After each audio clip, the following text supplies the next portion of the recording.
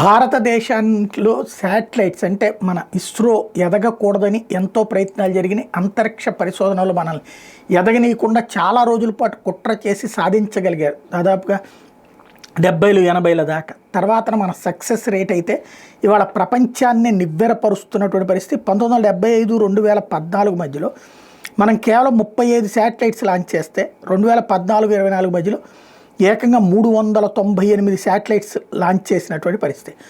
అట్లాగే ఇది ఇండియా సొంతగా చేసుకొచ్చినటువంటిది. టోటల్ లెక్క చూసుకున్నప్పుడు అంటే మన పర్సనల్కి కాకుండా అన్నీ కలిపి విదేశాలే కూడా కలిపి లెక్క వేసుకుంటే 1975-2014 మధ్యలో 106 శాటిలైట్లు, 2014-24లో 457 శాటిలైట్లు అంతరిక్షంలోకి విదేశాలే కలిపి పంపించినటువంటి పరిస్థితి.